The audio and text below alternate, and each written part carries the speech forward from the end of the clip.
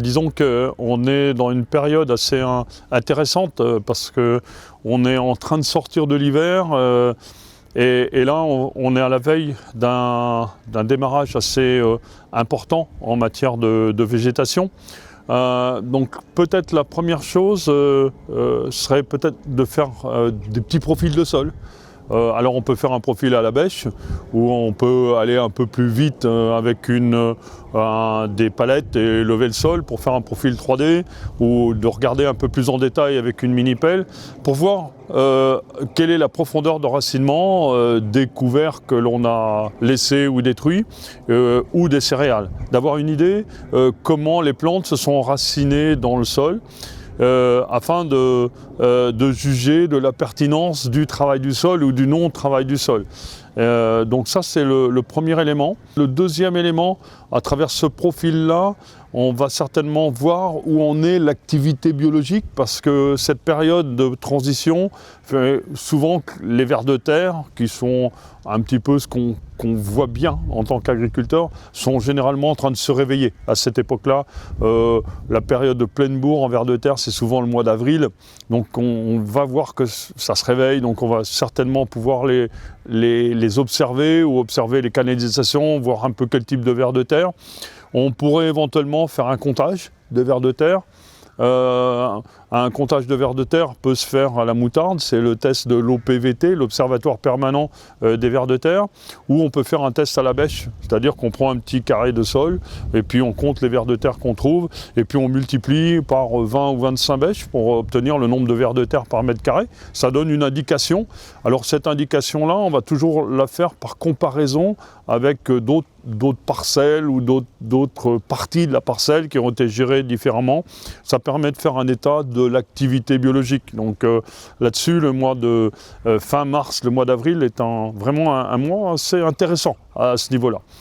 Et puis après, en termes de travail dans les parcelles, hormis préparer ou semer, je ferai en sorte, si on a encore un peu d'azote à apporter sur les froments ou sur les escourgeons, faire en sorte qu'il y ait un petit bout de parcelle, on surfertilise à 30 ou 40 points d'azote, surtout chez les gens qui travaillent en semis très simplifié, en semis direct avec des couverts, pour densifier la quantité d'azote qu'on va apporter sur une petite surface, afin d'être sûr que si on a une pénalité en rendement, c'est pas dû à un manque de fertilité. Puis c'est comme on l'a vu aujourd'hui pendant la première journée de l'académie. En fait, la réduction du travail du sol, voire la suppression du travail du sol, et puis après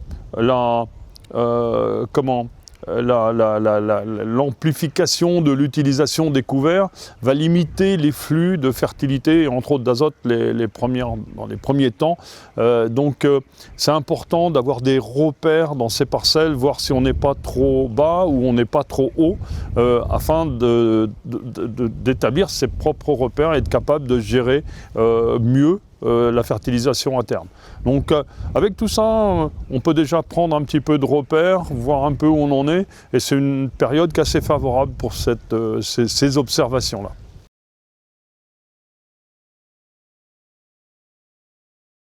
On va arriver en avril, donc déjà il y a une partie des betteraves qui vont être semées, et éventuellement on va arriver en avril. Nous, on va être dans les semis de maïs, et je pense qu'il y a quelques maïs qui vont être semés. Alors pour toutes les semis de printemps dans lesquels on va intervenir, moins on va travailler le sol, plus il faudra être attentif à la fertilité que l'on va mettre en début, parce que des jeunes plantes ne semblent pas avoir beaucoup de besoins. Et c'est vrai, ils n'ont pas beaucoup de besoins, mais des jeunes plantes en fait sont extrêmement exigeantes. C'est-à-dire qu'il faut un niveau de fertilité disponible important dans le sol pour activer leur démarrage. Alors, j'ai pas trop de repères sur la betterave, mais si je prends les repères que j'ai en maïs, un maïs au stade 6 feuilles, le nombre de grains, hectares, est inscrit dans les plantes. Vous avez déjà le nombre de rangs sur l'épi et quasiment le nombre de grains sur la longueur d'épi. Donc vous allez être entre 350 à 600 grains par épi et à 6 feuilles, vous avez le nombre de grains. Donc ensuite, il faudra passer à travers la fécondation pour qualifier les grains. Et puis après, le reste du temps, vous allez défendre le poids des 1000 grains. C'est ça qui va finir par faire le rendement. Mais la quantité de grains potentiel va être déterminé très tôt.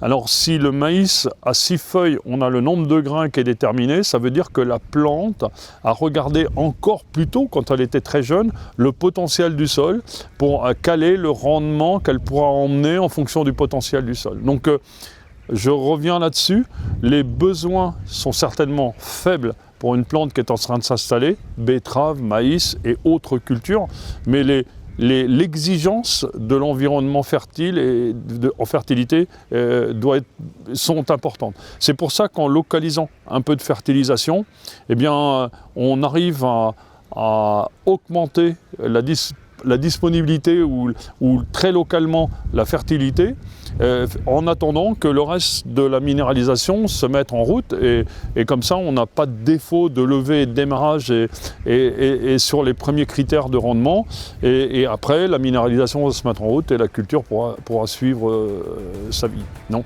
c'est important de regarder cela.